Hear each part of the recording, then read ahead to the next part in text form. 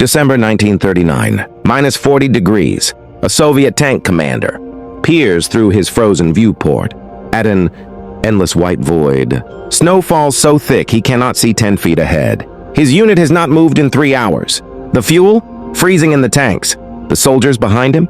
Dying, not from bullets, but from the cold, eating through their summer uniforms. And then, from somewhere in the forest, a single rifle shot cracks the silence. Crack! The commander slumps forward, dead. His men scramble, screaming into their radios for backup. Help! We need help! Anyone! But there is no one to call. Because somewhere in those dark trees, invisible, soldiers are picking them apart.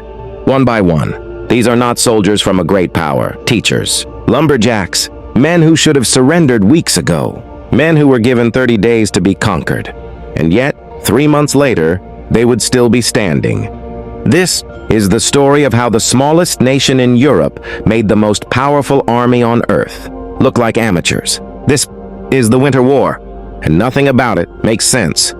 To understand what happened in those frozen forests, you first need to understand who was fighting. On one side stood the Soviet Union, Joseph Stalin's empire, a nation of nearly 200 million people, an industrial giant that had been building the largest military force the world had ever seen. The Red Army numbered over 1 million soldiers, supported by thousands of tanks, artillery pieces, and aircraft. Stalin had spent years preparing his forces for exactly this kind of war. He believed that when the time came, his army could crush any opponent. In a matter of weeks, on the other side, stood Finland, a nation of barely 3.5 million people. A country that had only existed as an independent state for 22 years. Finland had no tank divisions, almost no air force. Their army? A mix of conscripts and reservists, many of whom had never seen real combat. On paper, this was not a war. It was an execution. Stalin himself predicted the campaign would last no more than 2 weeks. His generals agreed. Some said 10 days would be enough. The world watched as Soviet forces massed on the Finnish border, and everyone expected the same outcome. Finland would fall. It would become another Soviet republic, another piece of Stalin's expanding empire. No one questioned this. It seemed obvious, natural, inevitable. But wars are not won on paper, and Stalin was about to learn that some nations refuse to die. The roots of this conflict stretched back years before the first shot was fired. Finland had been part of the Russian Empire for over a century, before declaring independence in 1917 during the chaos of the Russian Revolution. For 2 decades, this small nation had lived in the shadow of its massive neighbor, always aware that the Soviets might one day try to reclaim what they considered lost territory. By 1939, Stalin's anxiety was growing. He was watching Adolf Hitler's Germany expand across Europe with terrifying speed. Poland had just fallen in a matter of weeks. Stalin knew that if Hitler ever decided to attack the Soviet Union, the Finnish border was dangerously close to Leningrad, the Soviet Union's second largest city. Only 20 miles separated the Finnish border from this vital population center. 20 miles! Stalin could not accept this vulnerability. He needed a buffer zone. He needed to push the border back, and he was willing to take it by force. In October 1939, Soviet diplomats presented Finland with an ultimatum. The demands? They seemed reasonable on the surface. Stalin wanted Finland to cede a strip of land on the Karelian Isthmus. He wanted control of several islands in the Gulf of Finland. He wanted a naval base near Helsinki. In exchange, the Soviets offered land in the far north, territory that was mostly wilderness Finnish. Negotiators studied the proposal. They recognized what it really meant. If they accepted, Finland would be defenseless. The Soviet Union could walk in whenever it pleased. The country would lose its independence piece by piece, just as the Baltic states were losing theirs. The Finnish government said, no, they would not surrender their sovereignty. They would not become a puppet state. And they understood exactly what that decision meant. On the morning of November 30th, 1939, the sky over Helsinki filled with Soviet bombers. Without a formal declaration of war, Stalin had ordered the invasion. On the morning of November 30th, 1939, the sky over Helsinki filled with Soviet bombers. Without a formal declaration of war, Stalin had ordered the invasion. Artillery shells screamed into Finnish towns and villages. The ground shook with the thunder of approaching tanks. Radio Moscow announced that Finnish workers had risen up to overthrow their government, and that Soviet forces were coming to liberate them. It was a lie, of course. There was no uprising. There was only an invasion, and the world watched in horror as another small nation seemed destined to disappear beneath the Soviet war machine. What happened next defied every prediction, every calculation, every logical assumption about how wars are won. The Soviet plan was simple. Overwhelming force would smash through Finnish defenses at multiple points. Armored columns would encircle and destroy Finnish units. Air power would paralyze Finnish infrastructure. Within days, Soviet tanks would roll into Helsinki. Finnish resistance would collapse. The government would flee or surrender. It was the same strategy that had worked against Poland, the same strategy that would later work against dozens of other nations. But Finland was not like other nations, and these soldiers had not studied the same textbooks. The terrain itself became Finland's first ally. The Finnish landscape was a nightmare for invaders. Dense forests covered most of the country, broken only by thousands of lakes and swamps.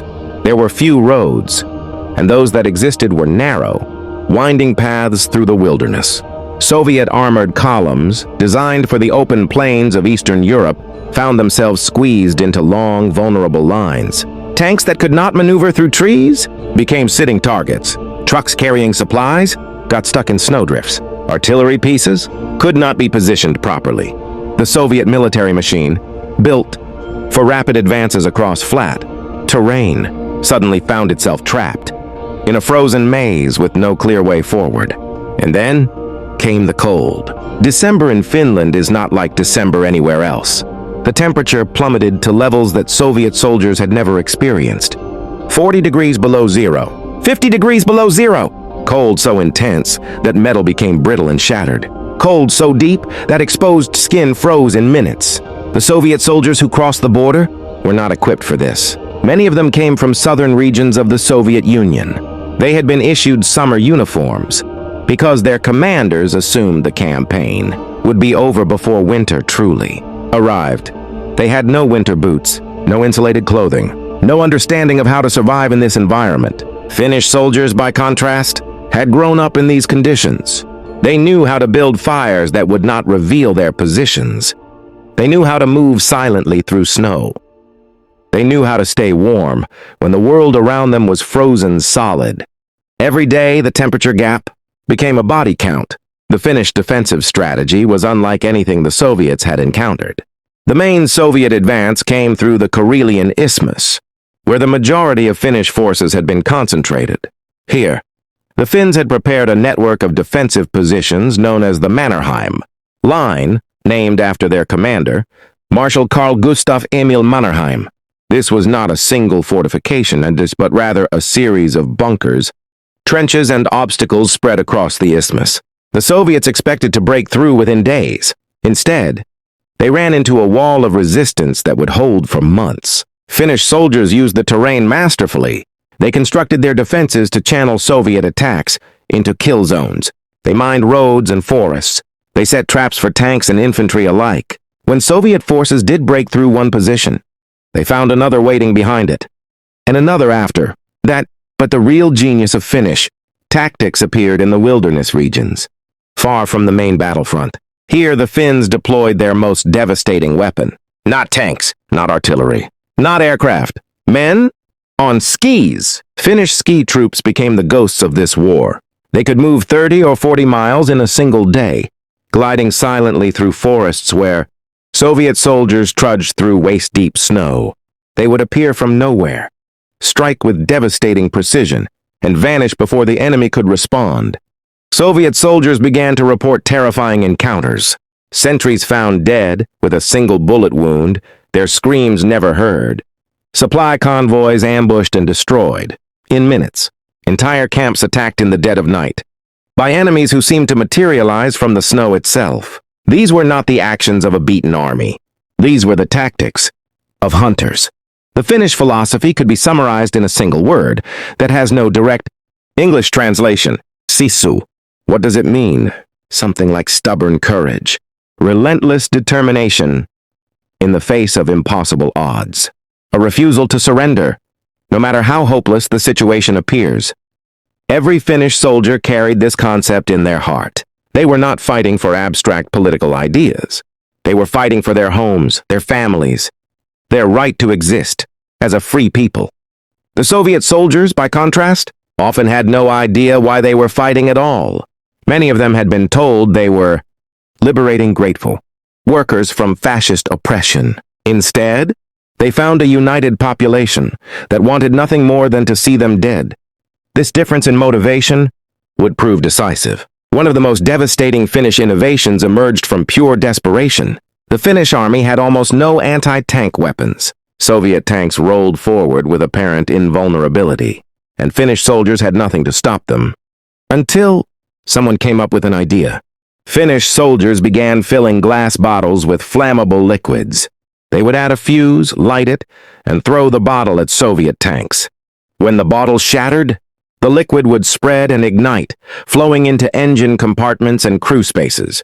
The tanks would burn. The crews would die. This improvised weapon was given a mocking name, the Molotov cocktail, named after Vyacheslav Molotov, the Soviet foreign minister, who had claimed that Soviet bombers were actually dropping food supplies to hungry Finns. Finnish soldiers said they were just providing the drink to go with the food. It was dark humor, born of desperation, and it worked. Soviet tank crews began to fear the Finnish forests in ways their commanders had never anticipated. The world beyond Finland watched these events unfold with growing astonishment. International newspapers carried headlines about the tiny nation standing against the giant. Reporters who managed to reach the front lines sent back stories of Finnish courage that captured imaginations across the globe.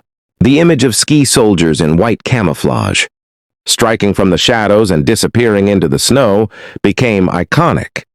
Volunteers from around the world began arriving in Finland to join the fight. Swedes crossed the border.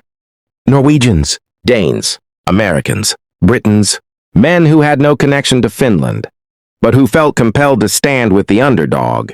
Donations poured in, weapons, supplies, money. Finland was no longer just a nation fighting for survival. It had become a symbol of resistance against tyranny. Stalin was furious.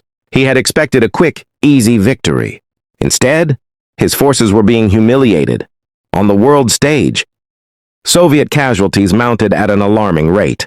Entire divisions were being destroyed in the forests. The international community was condemning Soviet aggression. The League of Nations expelled the Soviet Union, a diplomatic humiliation that Stalin had not anticipated. But the Soviet leader did not consider retreat. He did not acknowledge failure. He simply demanded more. More troops, more tanks, more artillery, more pressure. The Finnish army might hold out for weeks, even months. But eventually, the numbers would tell. Eventually, the giant would overwhelm the underdog. It was just a matter of time and blood. The most stunning demonstration of Finnish tactical superiority came in a place called Suomussalmi. This was a small village in central Finland, positioned along a key road that Soviet forces intended to use to cut the country in half. 2 Soviet divisions, nearly 45,000 men, advanced toward Suomussalmi with overwhelming confidence. They expected to brush aside any Finnish resistance and continue their march to the Gulf of Bothnia. What they encountered instead was a nightmare that would haunt Soviet military planners for generations. The Finnish forces in the area numbered perhaps 11,000 men. They were outnumbered 4-1. They had few heavy weapons, limited ammunition, almost no armor. By every conventional measure, they should have been crushed. But their commander, Colonel Hjalmar Silasvuo, understood something that Soviet generals did not. He understood that in these forests, in this cold, numbers meant nothing without mobility. The Soviet divisions were road-bound. Their vehicles, their supplies, their entire operational capability depended on the single road running through the wilderness. Away from that road, they were helpless. Silasvuo decided to use that helplessness against them. Finnish ski troops began a series of attacks designed to split the Soviet columns into isolated segments. They would strike at points along the road, creating roadblocks that Soviet forces could not clear. Then, they would hit the stranded segments from the forests, cutting supply lines and preventing reinforcement. The tactic was called moti, a Finnish word for a cubic meter of firewood. Just as a logger cuts a tree into manageable sections before processing it, Finnish soldiers cut the Soviet columns into manageable pieces. Before destroying them, the trapped Soviet soldiers could not advance, could not retreat, could not receive supplies or reinforcements. They could only sit in the frozen wilderness and wait for death. The suffering of those Soviet soldiers defies description. Temperatures dropped below -40 degrees. Men who had been marching for days found themselves suddenly stationary, with no shelter and no warmth. They could not light fires because Finnish snipers would target anyone near the flames. They could not forage for food because the forests were deadly. They could not even move freely because the snow was too deep for soldiers on foot. They huddled together in their trucks and tanks, listening to the crack of Finnish, rifles in the distance, knowing that death was coming, and there was nothing they could do to stop it. Some units were so desperate that they killed their horses for food and burned military documents to stay warm for a few precious minutes. It was not combat. It was extermination. When the Battle of Suomussalmi finally ended in early January 1940, the results were staggering. The Soviet forces had been annihilated. Nearly 23,000 Soviet soldiers were dead, wounded, captured, or missing. Finnish losses? Under 1,000. The Finns captured enough equipment to outfit an entire division. Hundreds of vehicles, dozens of tanks, artillery pieces, machine guns, ammunition, medical supplies. Everything the Soviet army had brought was now in Finnish hands. It was one of the most lopsided victories in modern military history, and it was not an isolated incident. Similar battles were playing out across the Finnish frontier. Soviet columns were being destroyed. Entire divisions were being wiped out. The mighty Red Army was bleeding and unable to stop it. Among the Finnish soldiers fighting in these frozen forests was a man who would become the deadliest sniper in recorded history. His name, Simo Häyhä. He was a farmer from the eastern part of Finland, a quiet man who had spent his life hunting in the wilderness. When the war began, Häyhä joined the Finnish army and was assigned to the Kola front, one of the most contested areas of the conflict. What he accomplished over the next few months has never been equaled. Häyhä operated alone in the forest, dressed in white camouflage, armed with an outdated Finnish rifle without a telescopic sight. Why no scope? He refused modern optics because the reflection of light on a scope could reveal his position.